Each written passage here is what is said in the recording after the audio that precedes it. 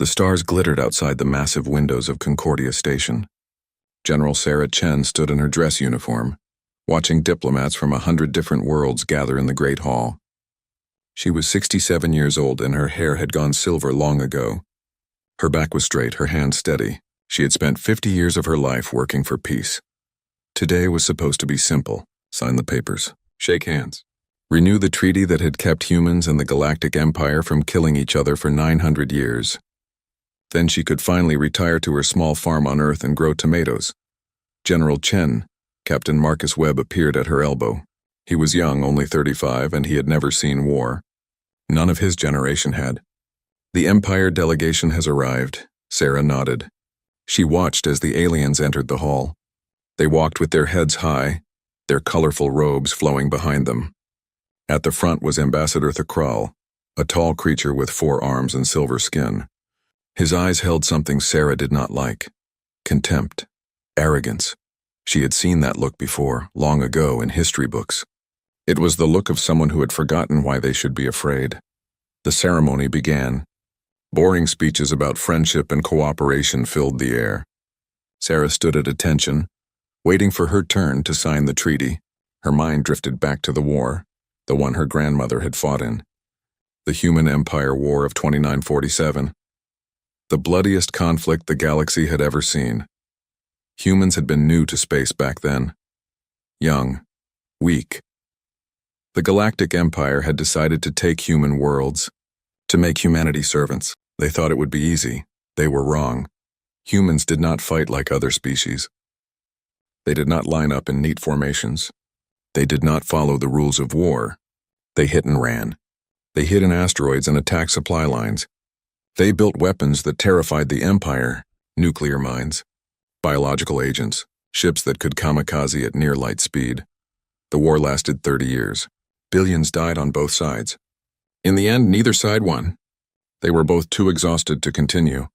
The peace treaty was signed not because humanity surrendered, but because both sides needed to stop before everyone was dead. That was 900 years ago. 900 years of peace. 900 years of humanity staying in their small corner of space while the Empire controlled the rest of the galaxy. And now, Ambassador Thakral's voice cut through Sarah's thoughts. We renew this treaty with the humans who have remained so quiet and peaceful in their little territory. Sarah's jaw tightened. There was mockery in his voice. Some call it wisdom, Thakral continued, smiling. Others might call it cowardice, accepting such limited space when the galaxy is so large. The room went silent. Every human in the hall turned to look at the ambassador. Captain Webb's hand moved toward his sidearm, but Sarah raised one finger. Stop. She walked forward slowly, her boots clicking on the marble floor. She stopped in front of Ambassador Thakral and looked up at him. He was twice her height, but somehow he was the one who stepped back. Ambassador, Sarah said quietly, my grandmother fought in the war. She told me stories before she died. Do you know what she said? Thakral said nothing. She said the hardest thing she ever did was stop fighting. She said humanity chose peace not because we were weak, but because we were tired of being monsters. Sarah's voice was soft, but every word carried across the silent hall. Our ancestors chose peace. Pray you never see what we choose instead. The ambassador laughed nervously. Such dramatic words, General. The war was 900 years ago. Surely humanity has evolved beyond such primitive violence. Sarah did not smile. We have, but evolution works both ways. We evolved to be better at peace. We also evolved to be better at war. She turned away and walked to the signing table. The ceremony continued. Papers were signed. Hands were shaken. Everything seemed normal. Then the doors exploded inward. Smoke filled the hall. Aliens in black armor rushed inside, weapons raised. Sarah's training took over instantly. She pushed Captain Webb down behind a table as energy bolts filled the air. Purity movement, someone shouted. They are the Purity movement. Sarah knew about them. Radical aliens who believed the Empire should have finished the war 900 years ago. Who believed humans were a disease that needed to be removed. She reached for her sidearm, but pain exploded in her chest. Once. Twice. 3 times. She fell backward, blood spreading across her uniform. The world moved in slow motion. She could hear Webb screaming her name. She could see the cameras still broadcasting to every world in the galaxy. Billions watching. Good. Sarah grabbed Webb's collar and pulled him close. Blood bubbled in her throat, but she had to say the words. Had to make sure everyone heard. Protocol Omega, she whispered, but her voice carried through Webb's communicator to every human ship, every human colony, every human military base. Protocol Omega is now active. Webb's face went pale. General, no. We can negotiate. It is done, Sarah said. Her vision was darkening. I gave them peace. Now you give them justice. She thought of her farm, of tomatoes she would never grow, of peace she had built for 50 years, and she thought of what would come next. What humanity had been preparing for in secret for 900 years just in case. The attackers were already running. Security forces were flooding the hall. But it was too late. The damage was done. Sarah Chen, the woman who had dedicated her life to peace, was dying on the floor of Concordia Station. And somewhere in 1,000 human military bases, Protocol Omega was awakening. Captain Webb held her as she died. Tears ran down his face. Around them, diplomats from 100 worlds watched in horror. The Empire delegation stood frozen, realizing what had just happened. Ambassador Thakral stared at Sarah's body. For the first time, his arrogant expression was gone. He looked terrified. What is Protocol Omega? He whispered. No one answered. But in the silence, every human in the room smiled. The same cold smile. 900 years of peace was over, and the Galactic Empire was about to remember why their ancestors had been so eager to sign that treaty. Sarah's eyes closed for the last time. Her hand fell limp in Webb's grasp. The woman who had built peace was gone. What she left behind was war, the kind of war humanity had spent 900 years preparing for. The kind of war that would make the first one look like a gentle disagreement. The cameras kept recording. Every species in the galaxy watched. And somewhere, in the deep black of space, human ships began to move. The treaty was broken. The monster humanity had locked away for 9 centuries was waking up, and it was very, very hungry. 6 hours after General Chen died, President Elena Vasquez sat in the emergency council chamber deep beneath Geneva. Around the table sat the leaders of every human colony, their faces appearing on holographic screens. Some looked angry. Some looked sad. All of them looked determined. The Galactic Empire has issued a statement, Elena said, her voice tight with controlled rage. They call it a tragic incident. Rogue elements. They offer their deepest apologies. Apologies, Admiral James Harrison spat the word. He was 70 years old enough to have learned tactics from veterans who actually fought in the war. His nickname was Reaper, earned during border conflicts that the Empire never knew about. They murdered Sarah Chen in front of the entire galaxy, and they offer apologies. They also refuse to hand over the Purity Movement leaders, Elena continued. They say it would destabilize their internal politics. Silence fell over the chamber. Every person there knew what came next. The vote had already been decided before they sat down. This meeting was just a formality. Protocol Omega, Elena said. All in favor? Every hand rose. Every voice said yes. Elena looked at the camera that would broadcast her words to every human in the galaxy. 900 years ago, our ancestors fought a war that nearly destroyed us. When peace came, they made a promise. Never again would humanity be caught unprepared. Never again would we be weak. For 900 years, we have kept that promise.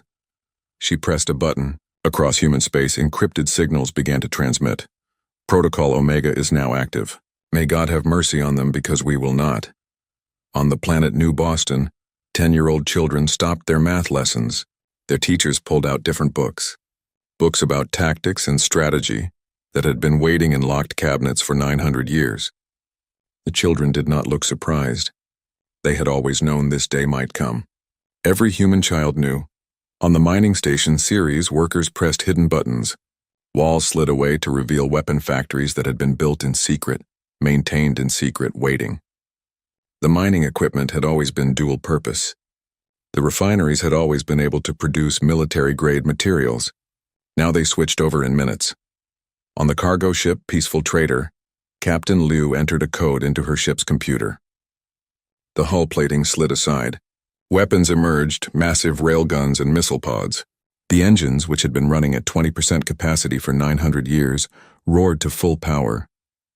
The ship shook as it transformed from a slow cargo vessel into a warship faster than anything the Empire had ever built. All across human space, the same scene repeated.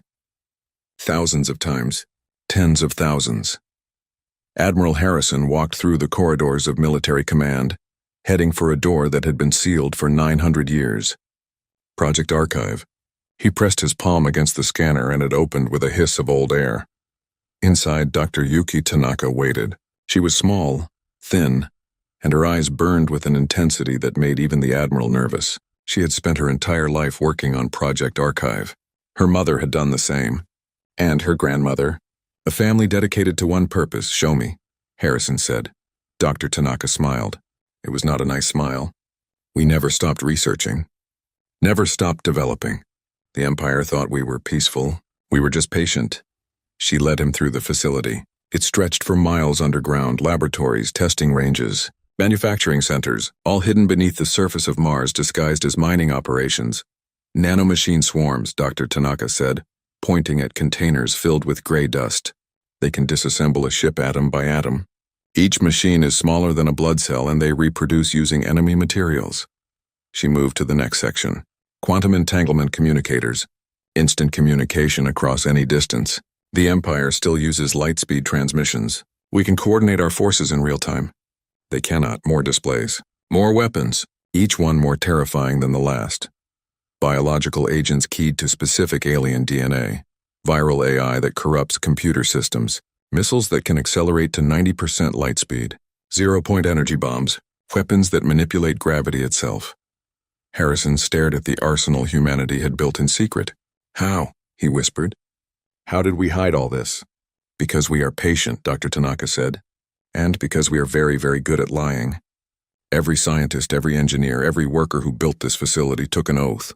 The Empire has spies, yes, but they cannot spy on 900 years of secrets that billions of humans kept perfectly. She pulled up a holographic display. It showed human space from above. But there were markers, thousands of them, in places the Empire did not know about. Hidden bases, weapons platforms, shipyards, all concealed, all waiting. The Empire thinks we have 300 military ships. We have 30,000. They think our technology is equal to theirs. We are 900 years ahead. Harrison felt a chill run down his spine. We have been preparing for this war since the moment the last one ended. Yes, Dr. Tanaka said simply. General Chen gave us 900 years of peace. We used every single day to make sure that if war came again, we would win. Completely. Back in the council chamber, reports were flooding in. Every human colony was ready. Every ship was armed. Every soldier was mobilizing. But there was something else too. Images from human worlds showing something unexpected. People were gathering in the streets. Millions of them. They were not panicking. They were not protesting. They were standing in silence, holding candles, honoring General Chen. And in that silence was something cold and hard.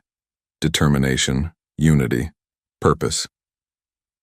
Elena watched the images and understood. The Empire had made a terrible mistake. They had killed a woman who represented peace. And in doing so, they had given humanity something dangerous, a reason to fight that everyone agreed on, a cause that united every human from Earth to the furthest colony. Justice. Admiral, Elena said, how long until the fleet is ready? They are already moving, Madam President. Every ship, every weapon. We will strike in 72 hours. And the Empire? Their military is mobilizing, but they are slow, complacent.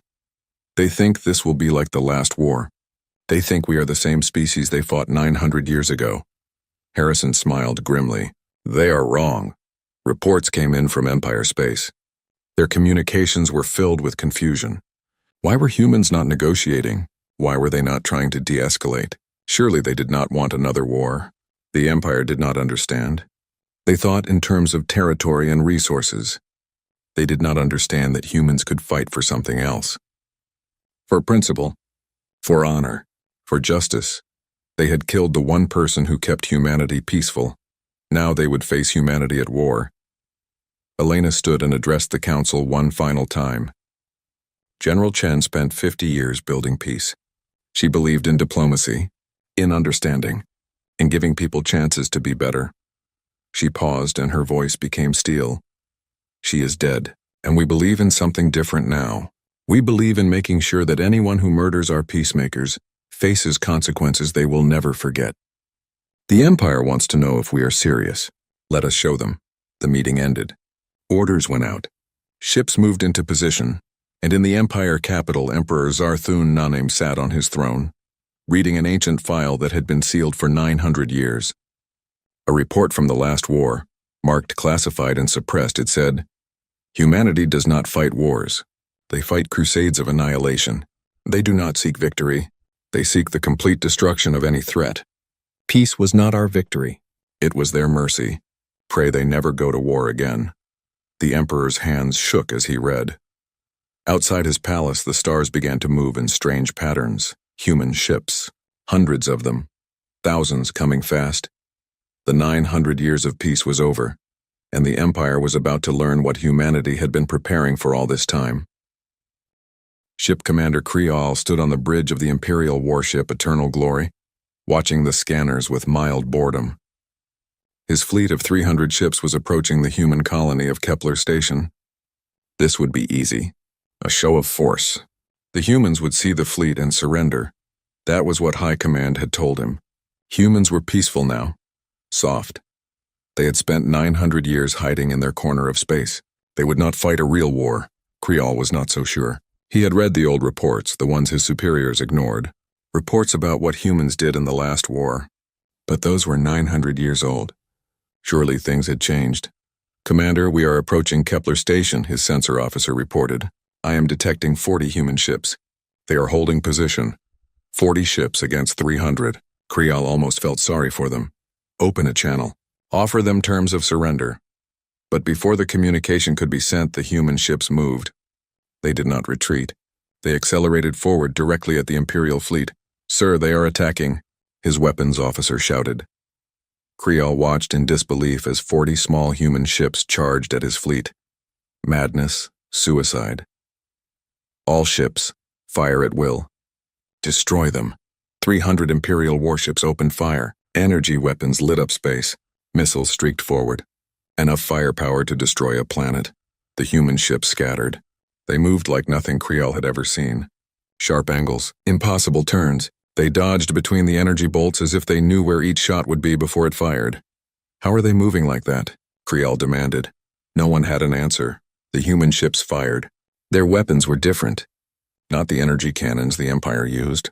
These were solid projectiles moving at speeds that made Krial's blood run cold. 90% light speed, maybe faster. The first Imperial ship exploded. Then another. Then 5 more. "Shields are not stopping them," his weapons officer screamed. "The projectiles are phasing through our shields somehow." Krial watched his fleet die. Ship after ship exploded. The human vessels moved between them like dancers, firing with perfect accuracy. And there were other weapons. Missiles that released clouds of something that ate through ship hulls. Beams that seemed to cut through space itself. "Sir, our targeting computers are failing. Something is interfering with our systems." Krial understood with horror. The humans were hacking them. In the middle of battle, they were taking over Imperial computers and turning the Empire's own systems against them. One of his ships opened fire on another Imperial vessel. Then another. The fleet was shooting itself, confused, blind. Break formation. All ships scatter. But the human ships followed. They were faster, more agile, and there were not 40 of them anymore. Krial's sensors showed hundreds of small craft launching from the human ships. Fighters. Tiny one-person vessels that should not even exist in modern warfare. The fighters swarmed through his fleet like insects. They were too small to target effectively, too fast to track, and each one carried weapons that could destroy a ship 1,000 times their size. Lieutenant Sofia Rodriguez sat in the cockpit of her fighter. Her mind connected directly to the ship through neural interface. She did not think about flying. She simply wanted to move, and the ship moved. Her brain and the computer were one. She could feel the battlefield around her. Every ship, every weapon, every target. Information flowed through her faster than any alien could process. Her grandmother had fought in the last war. Had told her stories. Now Sophia understood why her grandmother had cried when she talked about it. War was terrible, but humans were very, very good at it. She selected 3 Imperial ships and fired. Her weapons were not like theirs. No energy cannons that could be seen and dodged. These were quantum-entangled particles that appeared inside enemy ships and exploded. No way to block them. No way to stop them. 3 more Imperial ships died. Around her, 100 other human pilots did the same. They moved in perfect coordination, sharing information through their neural links, acting as one mind with 100 bodies. The Imperial fleet broke. Ships tried to run, but the human vessels were faster. They hunted down every ship that fled. Krial's ship was dying. Fires burned through the corridors. His crew was dead or dying. He had started this battle with 300 ships. Now he had 20. Now 15. Now 10. Jump to hyperspace. He screamed. Retreat! Retreat! His ship jumped. 5 others managed to jump with him. The rest were destroyed. Of the 300 Imperial ships, only 6 escaped. The human fleet had lost 3 vessels. 3. Krial sat in his damaged ship, shaking. They had not just lost a battle. They had been slaughtered. Casually. Easily. The humans had played with them like a cat plays with mice. Back on Kepler Station, Admiral Harrison watched the battle reports with satisfaction. Good, he said simply. Send the data to every human fleet. Make sure they see what works. Captain Webb stood beside him, the man who had held General Chen as she died. His face was hard. Admiral, the Empire is broadcasting. They are calling for negotiations. Tell them we will negotiate when they hand over the Purity Movement leaders. Until then, we continue. And if they refuse? Harrison smiled, but there was no warmth in it. Then we show them what humanity has been building for 900 years. Ship by ship, world by world. Until they beg us to accept their surrender. News of the Battle of Kepler Station spread across the galaxy faster than light-speed communications. The recordings showed everything. Every moment of the one-sided massacre. Every Imperial ship that died while human ships danced between them untouched. The Empire tried to suppress the information, but it was too late. Every species in the galaxy was watching. Every planet saw what humanity could do. Emperor Zarthon IX watched the recordings in his private chamber. Over and over, he could not believe what he was seeing. This was not the humanity his ancestors had fought. This was something worse, something that had spent 900 years preparing for this exact moment. He ordered his advisors to bring him the sealed archives, the reports from the last war that had been classified and hidden, reports his family had kept secret from the public. What he read made him sick. Humans had weapons in the last war that violated every code of warfare. Biological agents designed to target specific species, nuclear mines hidden in civilian ships, suicide attacks where entire colonies volunteered to die if it meant taking Imperial ships with them. The war had ended not because the Empire won, but because the Empire's military leaders had begged for peace. They had seen what humanity was willing to do, how far humans would go, and that was 900 years ago with primitive technology. What could humanity do now? The Emperor looked at his advisors. How many ships can we mobilize? 10,000, Your Majesty. Perhaps 15,000 if we pull from border defense. Do it. Mobilize everything. Pull every ship, every soldier, every weapon. This is not a border conflict. This is a war for survival. But even as he gave the orders, the Emperor felt fear. Cold, deep fear, because somewhere in the data, buried in the old reports, was a statement from the last human commander. A warning. We chose to let you live. We chose peace. We could have kept fighting. We could have killed every one of you. We had the weapons. We had the will. We stopped because we wanted to. Remember that. Remember that we chose mercy. And pray you never see what we choose instead. The Emperor had not understood that statement when he first read it. He had thought it was empty bravado. Now, watching the recordings of Kepler Station, watching human ships destroy an Imperial fleet with casual ease, he understood. Humanity had chosen peace for 900 years. Now they had chosen something else. And the Galactic Empire was learning that the second choice was much, much worse than the first. Admiral Harrison stood in the war room, watching the holographic display of the galaxy. Little red markers showed where human fleets were moving. Blue markers showed Imperial forces. The red was spreading. Fast. General Chen gave them 50 years of diplomacy. Harrison said quietly, now we give them 900 years of war. He thought of Sarah Chen, dead on the floor of Concordia Station. He thought of her last words. Protocol Omega. She had known what would happen, had known that her death would unleash this, and she had accepted it, because some things were worth dying for. Some things were worth going to war for. Justice was one of them. All fleets, Harrison commanded. Advance. Show no mercy. Take no prisoners unless they have information we need. The Empire wanted to see what humanity looks like at war. Let us show them. Let us show them all. 4 months into the war, the Galactic Empire was losing. Not slowly. Not gradually. They were being crushed. Elder Krithon watched the reports from his home on the ancient world of Shartok. He was 300 years old, one of the few beings still alive who had actually fought in the First Human Empire War. His body was weak now, but his mind remained sharp. Too sharp. He remembered things he wished he could forget. The Emperor had asked him to come to the capital, to advise. Krithon had refused for months but finally agreed. Someone needed to tell the Emperor the truth. The truth was simple. The Empire was doomed. Krithon's shuttle arrived at the capital world of Zenthar Prime.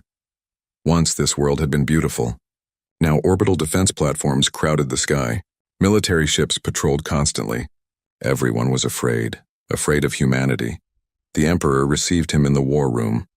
Zarthun IX looked nothing like an emperor now. He had not slept in days. His robes were wrinkled. His eyes were haunted. Elder Krithon, the Emperor said, "Thank you for coming. I need your wisdom. How did we fight them before? How did we achieve peace?" Krithon sat slowly, his old bones aching. "Your Majesty, we did not achieve peace. They gave it to us. I do not understand." "No," Krithon said sadly. "Your family made sure you would not. They hid the truth. They told you we fought humans to a draw, that both sides were exhausted. But that was a lie." He activated a holographic display showing battles from the First War. We were winning at first. We had more ships, more soldiers, more resources. We thought we would conquer them in months. The battles played out. Imperial fleets advancing, human colonies falling, victory after victory. But then something changed. Humans stopped fighting like a civilized species. They started fighting to win, at any cost. The holograms showed new images. Human ships ramming Imperial vessels at light speed. Colonies that destroyed themselves rather than surrender, taking Imperial occupation forces with them. Weapons that made Krithon sick to remember. They used biological weapons designed to attack specific species. We lost entire worlds to plagues that only killed us, not them. They used nanomachines that we did not even know were possible. They hacked our computers and made our ships fire on each other. They poisoned our water supplies. They sabotaged our trade routes. They did not fight battles. They fought a war of extinction. The Emperor stared at the images. But we are here. They did not extinct us, because they chose not to, Krithon said. That is what I am trying to tell you. Near the end of the war, our military leaders realized we could not win. We had lost 70% of our fleet. A dozen worlds were uninhabitable, and humanity was still fighting with the same intensity as day one. They do not stop. They do not tire. They do not negotiate until they have completely destroyed the threat. Krithon stood leaning on his cane. So we begged. We offered them anything, territory, resources, technology. We prostrated ourselves before them and begged for mercy. And they gave it. Yes, but not because we deserved it. Because they were tired of killing. Because even humans have a limit to how much death they can cause before it hurts them. They stopped not for us, but for themselves. Krithon looked directly at the Emperor. And your family hid this.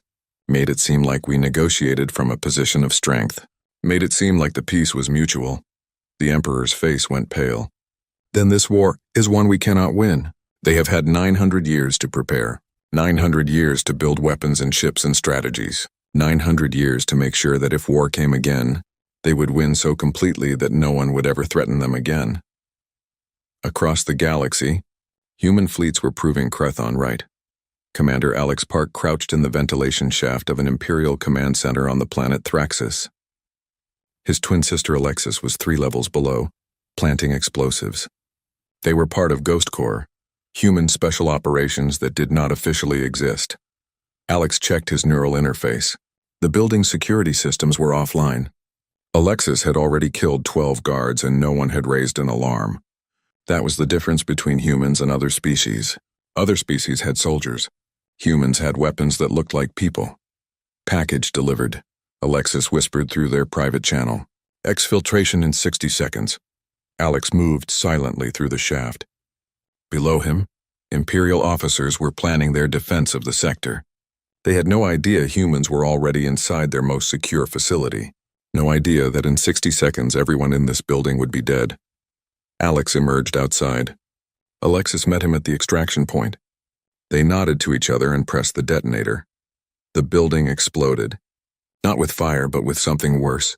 A nanomachine bomb that would spread through the entire base, disassembling everything at a molecular level. Buildings, computers, bodies. In 30 minutes, there would be nothing left but gray dust. The twins disappeared into the night. They had 14 more targets on this planet. By morning, the Imperial military presence on Thraxis would be gone, and no one would know how it happened. This was humanity at war. No honor, no mercy, just results. On the front lines, the war was even worse.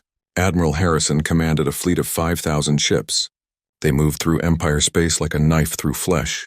Every Imperial stronghold fell. Every defense was broken. The Empire tried everything. They threw their fleets at the humans in massive battles. The humans destroyed them. They tried to defend their worlds. The humans bypassed them and struck at supply lines instead. They tried to negotiate. The humans ignored them. Hand over the purity movement leaders, humanity said. Or we continue, the Empire refused. They could not admit defeat, could not show weakness, so the war continued. And humanity showed the galaxy what total war meant. They released biological weapons on military worlds, diseases that targeted soldiers but left civilians alone. The Empire called it a war crime. Humanity called it efficiency. They used AI viruses that corrupted Imperial computers. Entire sectors went dark as their technology turned against them. The Empire called it unfair. Humanity called it tactics. They destroyed trade routes and supply lines. Imperial worlds began to starve. The Empire called it cruel. Humanity called it strategy. Every weapon humanity had been developing for 900 years came out. Every terrible idea that had been stored in Project Archive. Things that made even human soldiers uncomfortable. But they used them anyway. Because General Chen was dead. Because the Empire had chosen to murder a woman who dedicated her life to peace. Because sometimes justice required horror. The Empire began to fracture. Some species started questioning why they were fighting. Why were they protecting the purity movement? Why were they dying for someone else's crime? Revolts began on border worlds. Imperial forces had to fight their own citizens while also fighting humanity. The Empire was collapsing from within. Emperor Zarthon IX sat in his throne room watching his civilization die. Elder Crethon stood beside him silent. "What can I do?" the Emperor asked quietly. "How do I stop this?" "Give them what they want," Crethon said. "The purity movement leaders. Give them justice." "I cannot. The military will revolt. The noble houses they will die," Crethon interrupted. "All of them. Everyone. That is what you do not understand. Humans do not fight for territory. They fight to eliminate threats completely. They will keep coming until either we surrender completely or we are extinct." The Emperor looked at the old warrior. "You think we should surrender?" "I think we should have surrendered the moment General Chen died. I think every day we delay is another day of death we could have prevented. I think," Crethon paused, "I think humanity is showing mercy even now. They are not targeting civilian populations. They are not destroying our worlds completely. They could. They have the weapons. But they are being careful. Precise, they are giving us a chance to surrender. That is mercy? For humanity? Yes, you should see their mercy and be grateful. Because if they stop being merciful, if they decide we are too dangerous to let live, then every world in the Empire will burn. And there is nothing we can do to stop them." A message came through. Humanity was broadcasting. President Vasquez appeared on every screen in Imperial space. "People of the Galactic Empire," she said. Her voice was calm, cold. "We did not start this war. We did not want this war. For 900 years we lived in peace. We asked for nothing except to be left alone. Your leaders murdered General Sarah Chen, a woman who dedicated 50 years to maintaining that peace. And when we demanded justice, your leaders refused. So we are taking it. We have destroyed 600 of your military installations. We have disabled 1,000 of your ships. We have shown you what humanity can do when we choose war over peace. But we are not monsters. We do not wish to exterminate you. We wish for justice. Hand over the Purity Movement leaders who murdered General Chen. Surrender them to human custody. Do this and we will discuss terms. Refuse and we will continue. We will dismantle your empire piece by piece. We will take every military asset you have. We will reduce your ability to threaten us to zero. You have 30 days to decide. The broadcast ended. The Emperor looked at Crethon. The old warrior shook his head sadly. They are offering you a choice, Crethon said. But it is not really a choice. It is an ultimatum. Give them justice or face annihilation. What would you do? Crethon was quiet for a long moment. Then he said, I would remember General Chen. I would remember that she chose peace. I would honor her memory by 23 days after humanity's ultimatum. The Galactic Empire collapsed. Not from military defeat, though that was coming. It collapsed from within. Species that had been part of the Empire for thousands of years declared independence. Imperial officers refused orders. Entire fleets surrendered to human forces without firing a shot. No one wanted to die for the Purity Movement. Emperor Zarthun IX sat in his throne room watching his empire tear itself apart. Elder Crethon stood beside him, silent as always. It is over, the Emperor said quietly. Yes, Crethon agreed. If I surrender, if I give them the Purity Movement, leaders, will they stop? Humanity does not want to destroy us. They want justice. Give them justice and they will talk. But the Empire as we knew it is finished. Humanity will not allow us to remain a threat. The Emperor stood. His robes felt heavy. His crown felt like a burden. Then let us end this, before more die. He activated the Galactic broadcast. His message would reach every world, every ship, every species in known space. People of the galaxy, he began. His voice shook, but he continued. I am Emperor Zarthun IX. For 4 months we have been at war with humanity, a war that started when extremists murdered General Sarah Chen. I was wrong, my government was wrong, we should have delivered justice immediately. Instead, we protected the guilty. And because of that, thousands have died, billions have suffered, no more. I hereby order the immediate arrest of all Purity Movement leaders. They will be surrendered to human custody to face trial for their crimes. Additionally, I am dissolving the Imperial Military Command. I am offering humanity's government full cooperation in establishing a new galactic order. He paused, and when he spoke again, there were tears in his eyes. General Sarah Chen spent 50 years building peace. We destroyed that peace in one moment of violence. I hope that her legacy can be something more than our shame. I hope that from this darkness a better future can emerge. I surrender, unconditionally. The broadcast ended. The Emperor sat back down, suddenly exhausted. Around the galaxy, weapons fell silent. President Elena Vasquez received the surrender while standing in the war room on Earth. Around her, the HFY military commanders who had led humanity to victory waited for her response. Confirm the surrender, she said. Send word to all fleets. Cease offensive operations. But maintain defensive positions. This is not over yet. Admiral Harrison nodded. What about the Purity Movement leaders? We will take them. We will try them. And we will make sure the galaxy knows what happens when you murder peacemakers. The trial was held on Concordia Station, the same place where General Chen had died. The location was deliberate. The message was clear. 12 Purity Movement leaders stood in chains before a tribunal, not just human judges but representatives from species across the galaxy. Everyone wanted to see justice done. The trial lasted 3 weeks. Every crime was documented. Every victim was named. The evidence was overwhelming. The verdict was unanimous. Guilty, but the sentence surprised many. Not death. Life imprisonment in human facilities. The prisoners would be kept alive through human medical technology, potentially for centuries. They would serve as living reminders of what happened when peace was broken. Some called it merciful. Some called it cruel. The prisoners would have preferred death. Humanity did not care what anyone thought. This was justice, their justice. With the trial complete, President Vasquez met with representatives from every major species. The meeting lasted for weeks. Everyone knew the old order was gone. The question was what would replace it. The Galactic Empire will dissolve, Vasquez announced. Each species will have autonomy over their own worlds and systems. No more central authority that can drag everyone into war. The representatives looked relieved. However, Vasquez continued, and her voice became steel, humanity will take responsibility for galactic peacekeeping. We will maintain the largest fleet. We will patrol trade routes.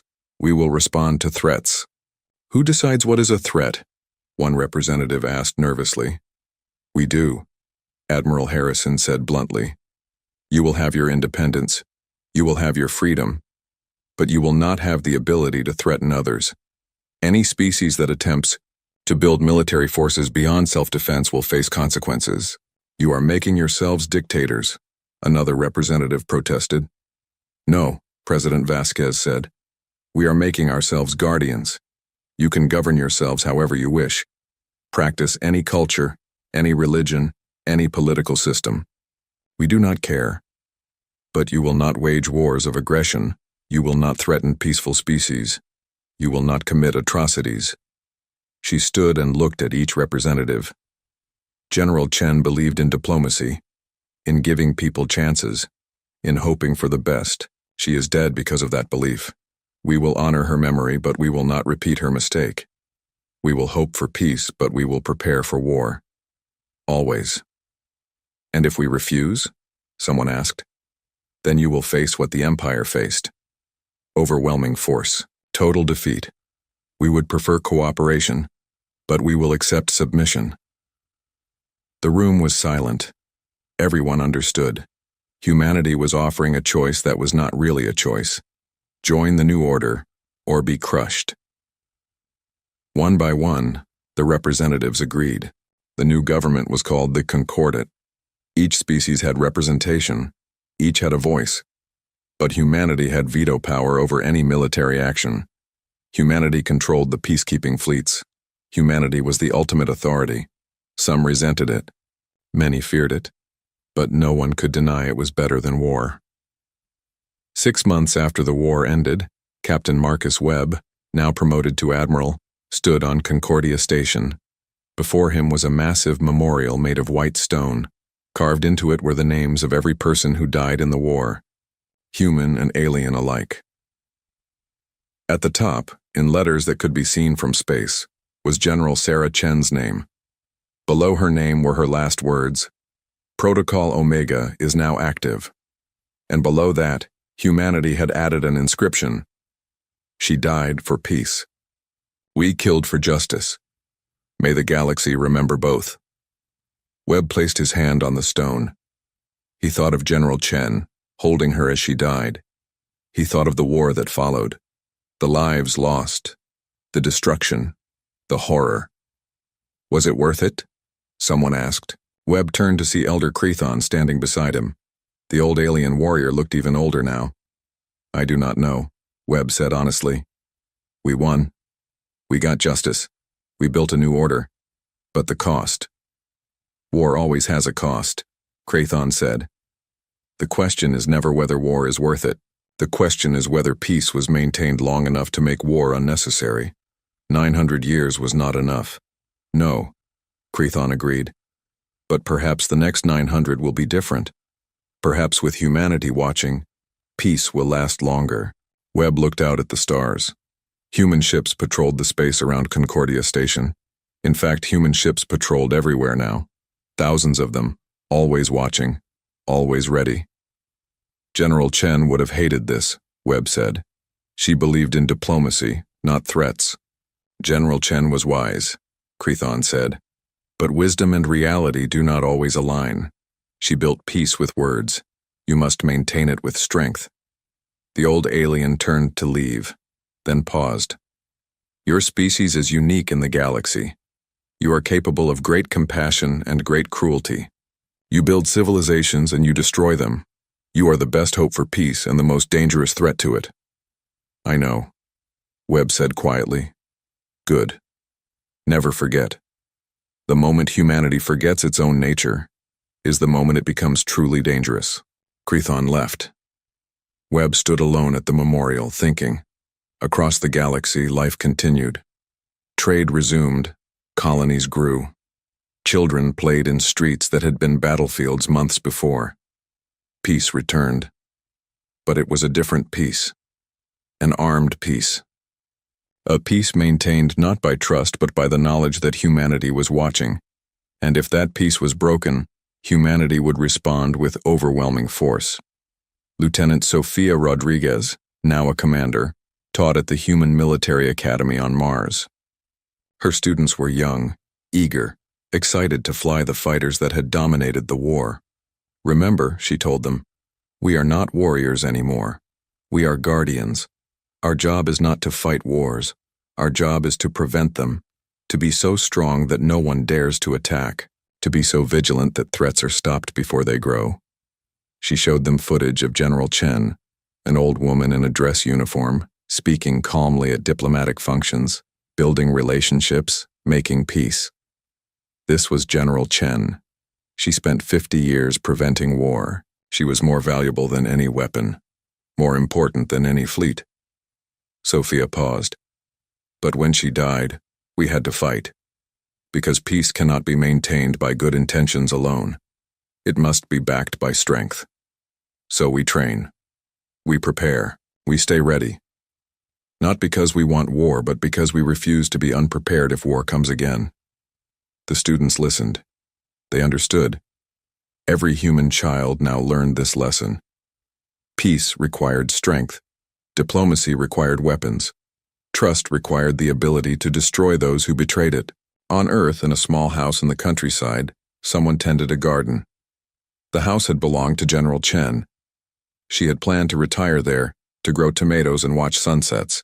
She never got the chance. Now the house was maintained as a museum. But the garden was still planted every year. Tomatoes grew in neat rows. Flowers bloomed. Life continued.